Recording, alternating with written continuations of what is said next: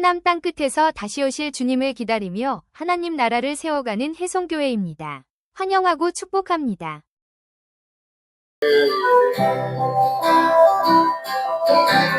예수 왕의 왕이 되신 주 예수 당신의 끝없는 사랑 오 예수 목소리 높여 찬양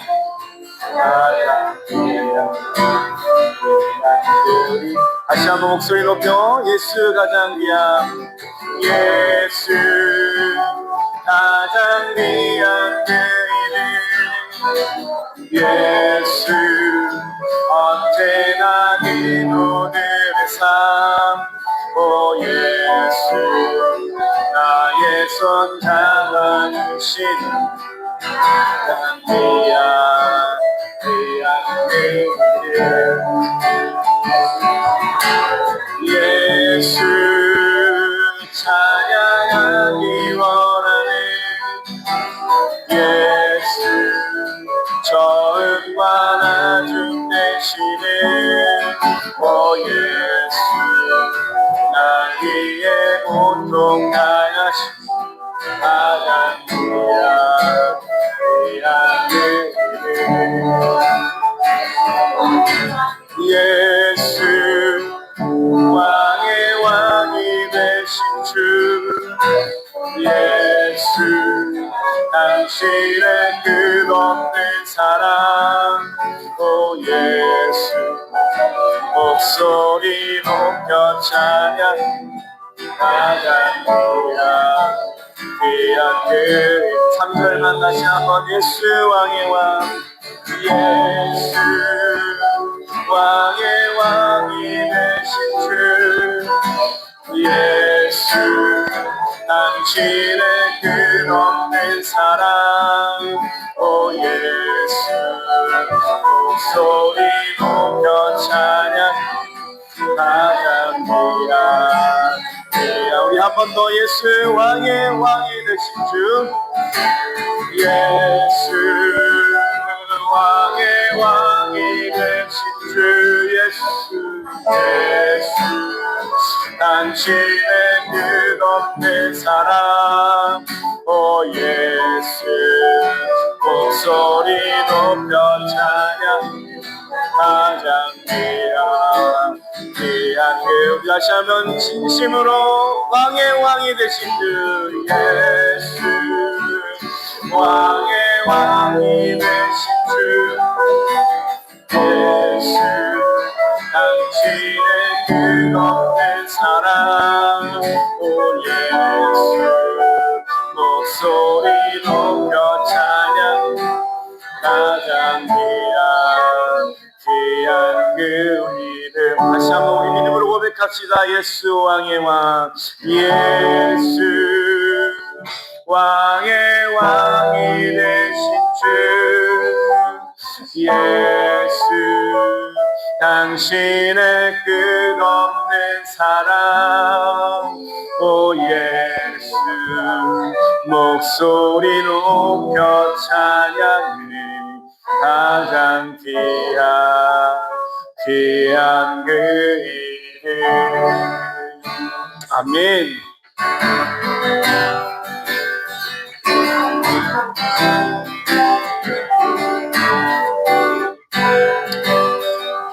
참만 나은 성도여 다 이리 와서 베들레헴 성당에 가봅시다 저 그유의 누이신 아기를 보고 엎드려 절하세 엎드려 절하세 엎드려 절하세 구주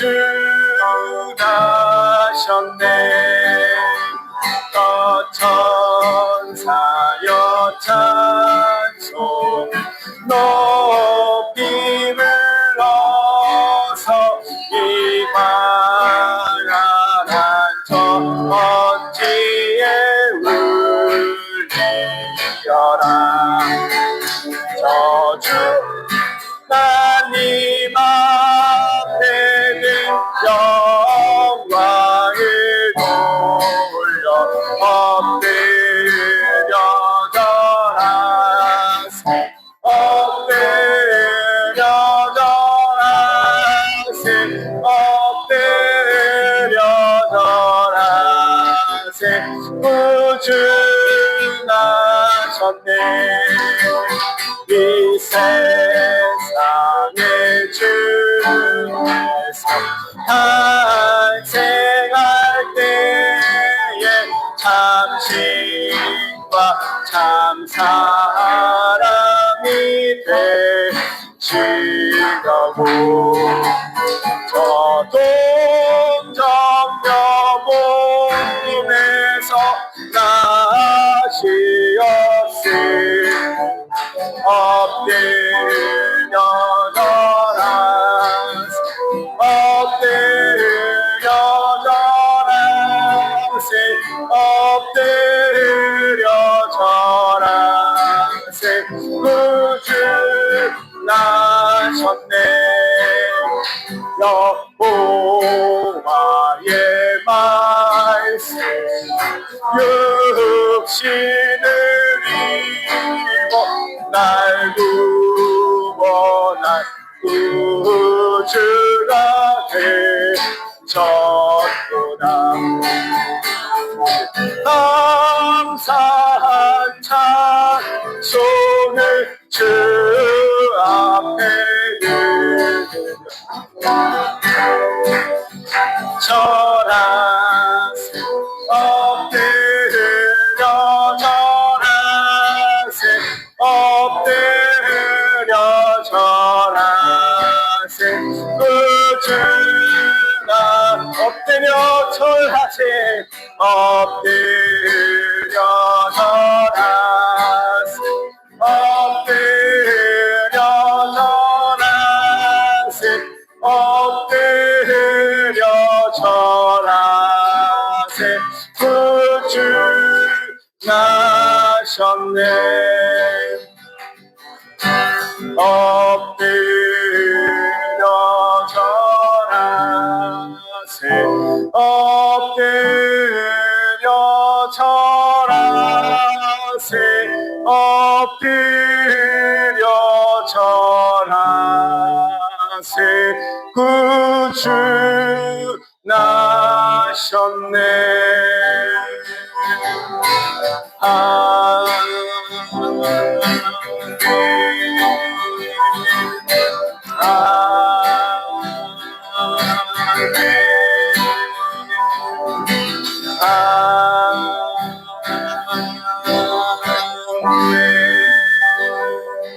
아멘. 자, 복음 그리스도와 구주 보십시오, 여러분. 여러분, 이 땅에 예수님이 오신 목적이 있어요. 예수님이 이 땅에 오신 목적이 바로 복음을 주시기 위함입니다. 자, 예수님께서 이 땅에 오신 사건을 한 단어로 딱 표현한 말이 복음이라는 단어예요. 예, 예수님께서 이 땅에 오신 이 사건과 그분이 하신 모든 일과 그분이 우리에게 이루신 모든 일이 이 복음이라는 한 단어 안에 다 담아져 있어요. 할렐루야. 이 엄청난 단어, 여러분, 이게 복음이라는 이 말, 우리가 쓰기도 하고 말하기도 하는 이 단어가 이 한자로 원래 음역으로 표기돼서 복음이라고 읽습니다. 좋은 소식이라는 뜻이에요. 따라서 좋은 소식. 좋은 소식이에요. 그걸 우리가 한자로 복음이라고 쓰고 그렇게 말로 읽습니다. 그러나 이 단어가 이게 오직 교회에서만 쓰는 종교적인 단어가 아니었어요. 여러분, 교회에서 복음 하니까 우리들만 쓰는 단어처럼 인식을 하고 살아가잖아요. 근데 사실 이건 교회와 전혀 상관없는 곳에서 쓰이던 말이었어요.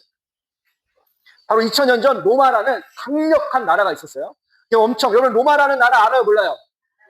네, 모르시는 분들 있어요. 그런 나라가 지금 미국처럼 엄청난 2000년 시대에 그냥 가장 강한 나라 하면 로마였어요. 로마. 지금 미국이죠. 미국 이렇게 말하는 것처럼 로마였어요. 이 로마에서 이 복음이라는 이 말을, 이 단어를 썼는데 언제 썼냐? 전쟁에 나가서 승리하고 돌아올 때 이 복음이라고 외쳤다는 거예요. 전쟁에서 이긴 병사가 그 승전보를 알려주기 위해서 달려와가지고 이 로마의 그 트레이드 광장이라고 전쟁에서 제일 먼저 이 로마 시내에 들어오는 관문과 같은 광장에 서서 복음이라고 외치면 사람들이 다 알아듣는 거예요. 뭘로? 승리했다! 이겼다! 네. 여러분, 이 로마 군대가 이겼으면 로마 시민들은 뭐가 좋을까요? 첫째, 자기 자식과 남편이 군대 가서 이제 죽을 일이 없는 거예요. 건강히 복귀하면 되는 거예요. 또 전리품을 갖고 와요. 왜? 돈을 많이 벌어 갖고 오는 거예요. 그러니까 우리도 옛날에 뭐예요? 우리 해병대가 옛날에 어디를 월남으로 파병 가서 전쟁에서 승리해서 와가지고 여러분 뭐 했어요? TV도 사오고 냉장고도 사오고 달러도 벌어오고 돈을 많이 벌어왔잖아요. 그때 이 로마 사람들도 워낙에 강력한 군사력, 또 나라의 부강한 힘, 이것 때문에 나가기만 하면 승리해서 돌아오는 거예요. 그러니까는 갔다 오면 이제 그걸 이제 기쁜 소식을 전하는 그 병사가 뛰어와서 복음이라고 외치는 거예요. 우리날로 말하는 복음이랄 때 로마 사람들이 복음 한국말 안 썼겠죠. 그 사람들은 뭐라고 말했을까요? 복음이라는 단어를. 따라합시다. 유앙겔리온.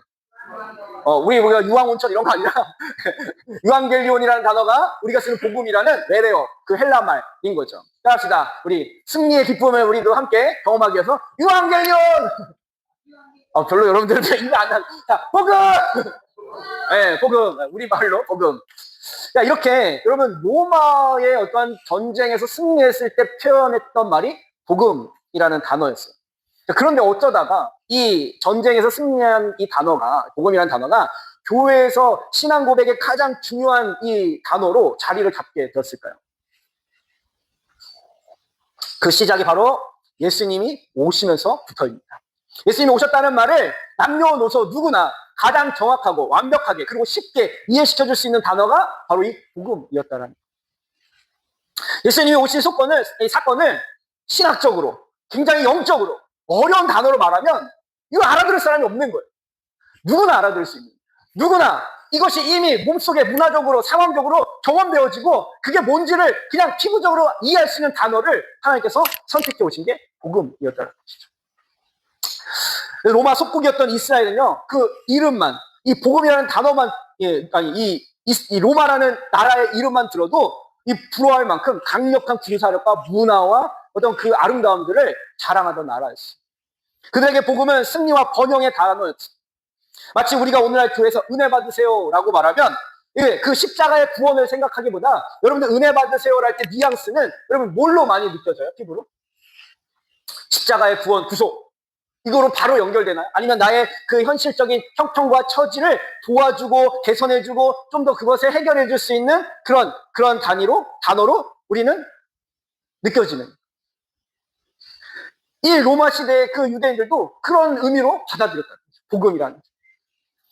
그럼에도 말씀과 신앙생활을 하다 보면 그 은혜라는 단어의 진정한 의미를 깨닫게 되는 것처럼 이 유대인들도 처음에는 복음하면 로마의 어떤 번영과 그런 승리의 기쁨의 단어로 알았지만 그들이 예수님과 함께하면서 그 복음이라는 단어의 진정한 의미를 깨닫게 되어지는 것이죠. 이처럼 하나님은 그런 오해를 감수하고라도 이 땅에 오신 사건을 복음이라고 명명하셨어요. 하나님은 시작부터 우리의 의식 수준에 맞춰 모든 것을 준비하셨지만 결국 하나님의 수준으로 모든 것을 완성하셨다라는 거예요. 여러분, 하나님은 우리가 어린아이 걸음마 수준이라면 걸음마에 맞는 우리의 신앙의 걸음을 맞춰주시고 그리고 결국 마지막은 하나님의 그 장성한 믿음의 수준, 분량까지 우리를 키워내시는 분이 하나님이신 줄 믿습니다. 그러니까 여러분들 그 하나님을 만나실 때 아유 내가 수준이 이거밖에 안 돼서 내가 이거밖에 못해서 라고 걱정할 필요가 있어요 없어요? 걱정할 필요 없다고 분명히 말했죠. 그러니까 여러분들 여기서 내가 기도 좀 하세요라고 시키면 걱정할 필요가 있어요 없어요? 여러분 수준으로 기도하면 돼요. 왜? 누가 알아들으시면 돼요? 하나님이 알아들으시면 되는 거예요. 표정들은 갑자기 왜 어두워지시는 거예요? 복음이라는 단어가 성경에서 처음 들려진 사건이 바로 오늘 본문에 등장한 목동들에게 천사들이 전해준 소식이었습니다. 누가복음 2장 10절 함께 다시 한번 읽어보도록 하겠습니다. 자, 같이 함께 시작.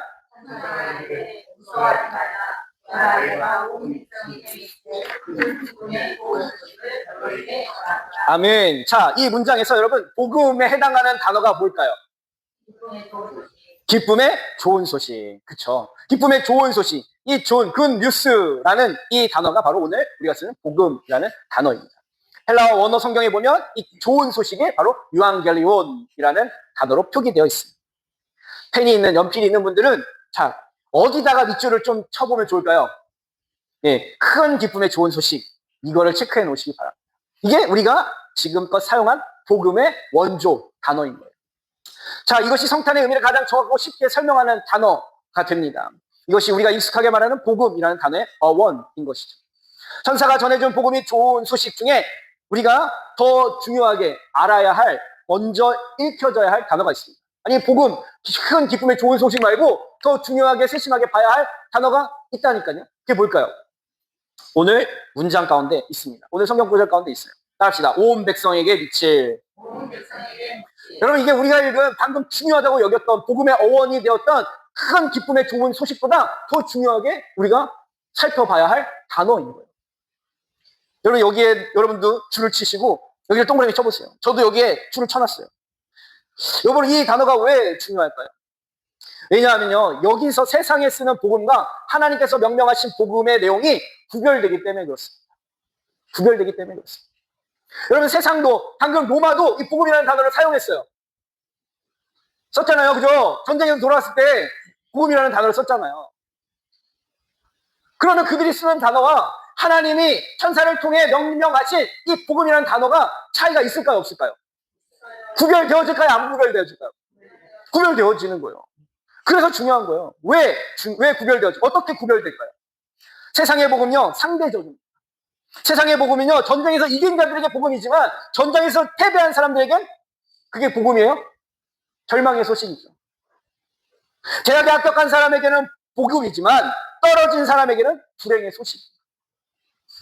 로또에 맞은 사람은 복음이지만 안 맞은 사람에게는 낙담의 소식이에요. 내가 이번 주 이가림 목사님 가게를 자주 방문했는데 오시는 분마다 왜 나는 안 되는 거야? 저 사람은 되는 거야? 왜 나는 안 되는 거야? 왜? 누군가에게는 복음이지만 나에게는 누군가가 붙었다라는 소식이 오히려 더 상심이 되어지게 하는 소식이 될 수 있다. 세상의 복음은 그렇습니다. 상대적인 거예요. 그리고 제한적인 겁니다. 다 누구에게나 기쁜 소식이 될 수 없어요. 일시적입니다.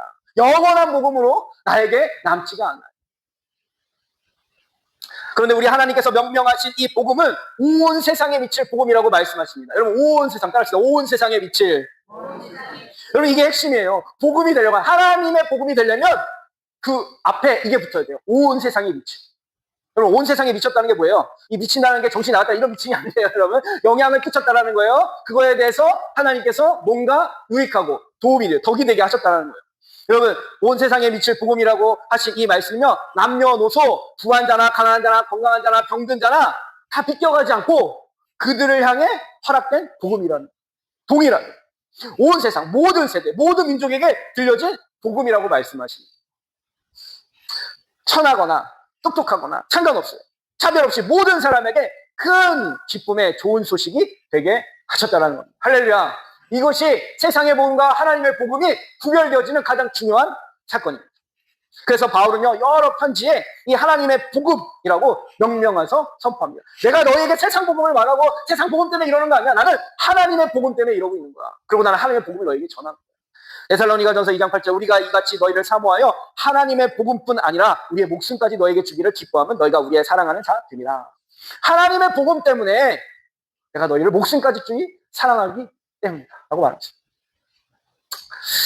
본문은 하나님의 복음이 우리 모든 사람에게 좋은 소식이 되는 이유가 무엇이냐라고 다시 한번 가르쳐주고 있어요. 여러분, 하나님의 이 복음이 왜 우리에게 좋은 소식이 돼야 할까요? 누가복음 2장 11절 다시 한번 읽어보겠습니다. 같이 한번 읽어봅시다. 누가복음 2장 11절 시작.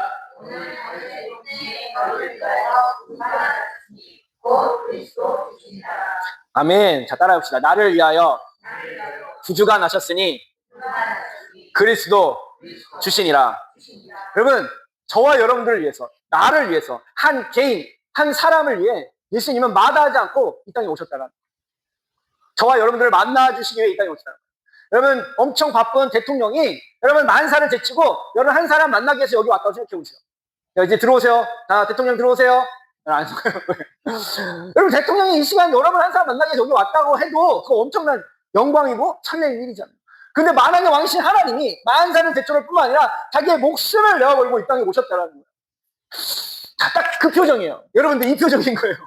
이 표정인 거예요. 자, 그 표정으로 잘 따라와 보세요. 자, 여러분들 이 말을 들에 정말 기쁜 소식이구나, 큰 감동이구나 라는 마음이 들던가요?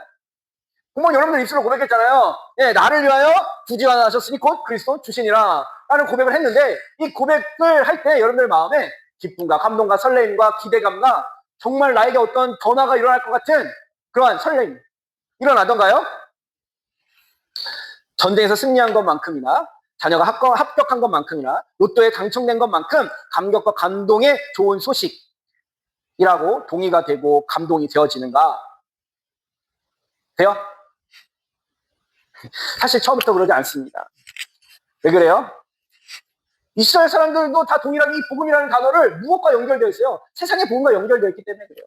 우리도 아직 그 세상의 복음의 가치에 물들어 있기 때문에 이 복음이라는 하나님의 복음이 들려졌을 때 이 복음의 감동과 그 은혜가 이 세상의 복음만큼 그렇게 감격스럽지 못하다라는 거예요.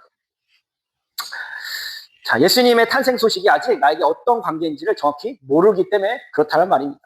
이 부분을 영적으로 깨달아질 때 진정한 하나님의 복음이 깨닫게 됩니다. 영적인 인식은 내가 어떤 존재인지를 깨달을 때 비로소 영적인 감각이 살아나는 거예요. 그러니까 하나님의 복음은 그러면 세속적인 감각으로 깨달아지는 게 아니라 어떤 감각으로 깨달아지는 영적인 감각으로 깨달아진다. 그러니까 예수님이 나를 위해 이 땅에 태어나셨습니다. 이 땅에 오셨습니다라는 걸 영적으로 깨달아질 때 비로소 우리는 이걸 복음과 같은 소리로 듣고 감격과 감동을 누리는 거죠. 그렇다면 내가 누구인지 어떻게 알아야 하나님의 복음을 좋은 소식으로 들릴까요? 여러분들 영적으로 복음이 들려져야 하면 일단 여러분의 상태, 저의 상태가 이걸 영적으로 알아먹을 수 있는 존재라는 걸 인정을 해야 돼요. 어떤 상태여야 이 복음이, 하나님의 복음이 진짜 감격과 감동으로 들려질까요? 바로 죄인입니다. 죄인. 내가 곧 사망이라는 심판을 기다리고 있는 죄인이라는 사실이 인정될 때 비로소 하나님의 복음, 나에게 기쁜 소식이 되는 거예요. 이것이 구주가 나왔으니 곧 그리스도 주시니라 라는 의미입니다. 사망의 심판을 기다리는 죄인에게 자신의 죄를 해결해 줄 수 있는 구주, 곧 그리스도가 필요하다는 것을 절실히 깨닫기 때문인 거죠. 그래서 하나님의 복음의 시작은 이렇게 말합니다. 누가복음 2장 10절 다시 한번 읽어보겠습니다. 누가복음 2장 10절 함께 읽어봅시다.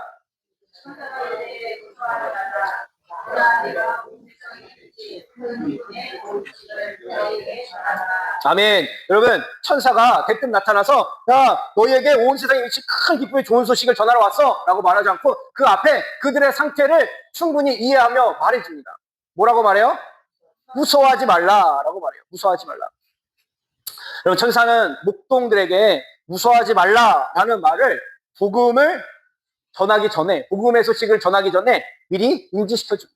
왜 그럴까요? 여러분, 이 땅의 죄로 인해 죽음을 선고받고 사람들에겐 일상적이지 않는 현상은 두려움으로 느껴요. 신비적인 사건은 두려움으로 다가옵니다. 맞나요? 별로 그러지 않나요, 여러분들? 예, 갑자기 천둥이 막 쳐요. 마른 하늘에 날벼락이라고 막 번개가 치고 막 천둥이 쳐요. 여러분들 어때요? 기분 좋아요? 우와, 재밌다, 신난다, 즐겁다 이래요?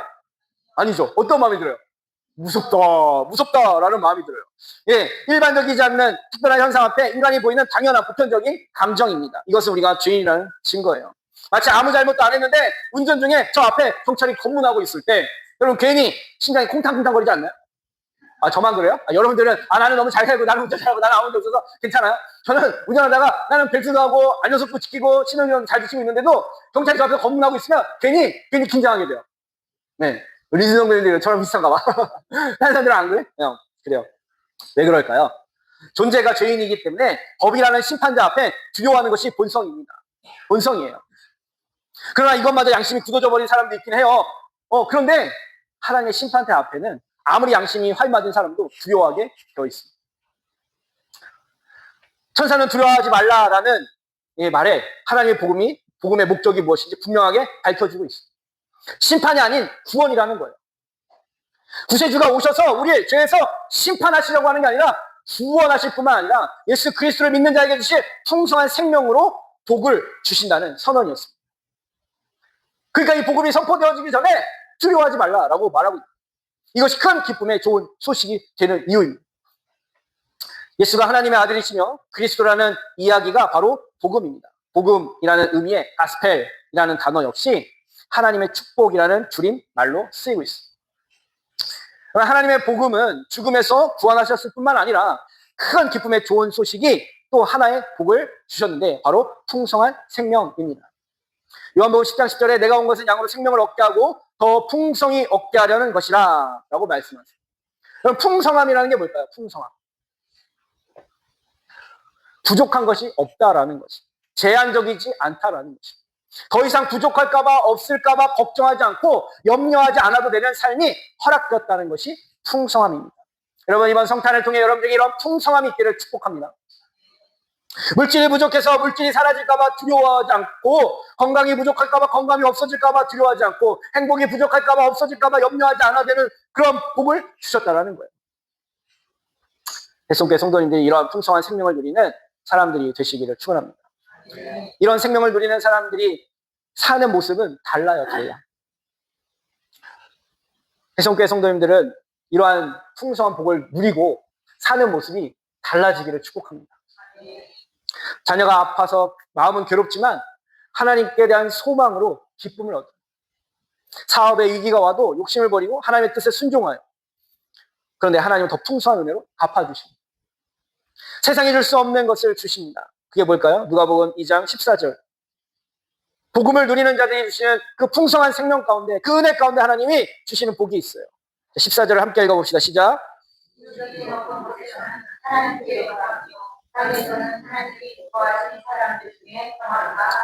아멘. 여러분, 우리가 절기로 지키는 성탄은 예수님의 생일을 기념하는 날이 다가 아닙니다. 성탄을 통해 하나님의 복음을 경험하는 기회가 되는 거예요. 그래서 여러분, 성탄이 되면 괜히 마음에 기쁨이 있고 여유가 생기고 평안해지는 거예요. 그것이 하나님이 우리에게 주시고 우리에게 누리게 하시려는 복음의 참된 복인 거예요. 하나님께서 기뻐하는 사람들에게 주시는 평화를 맛보는 날이 바로 성탄이 되어야 하는 것입니다. 오늘 말씀을 정리하겠습니다. 먼저 주보에 제가 한 예화를 실어놨는데, 평화를 주시는 하나님의 복음을 한번 우리 하민이가 크게 한번 읽어보도록 하겠습니다. 평화를 주신 하나님의 복음.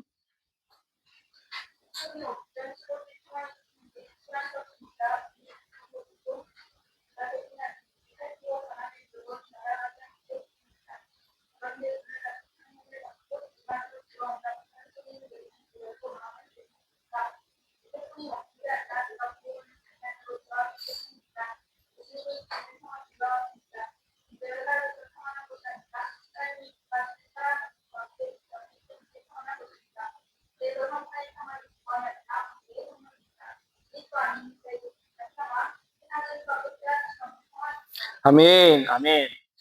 여러분, 성탄은 세상의 어떠한 그 세상적인 복음으로 우리에게 주신 선물이 아니라 하나님 자신을 우리에게 선물로 내어주신 관계의 선물의 사건인 것입니다. 여러분, 누구도 빼앗을 수 없는 그 평안을 누리는 성탄이 되기를 축원합니다. 이 에이레네라는 평안이 바로 그거예요. 저와 여러분들이 세상에는 여전히 풍파가 불지만 그리스도 안에서 가장 안전하고 복된 삶을 누리게 하시는 사건입니다. 그 평안을 누리시기를 축복합니다. 말씀을 정리하겠습니다. 복음이라는 말은 세상에서도 쓰이고 있어요. 그죠? 그러나 상대적이고 부분적이고 일시적이라는 거예요.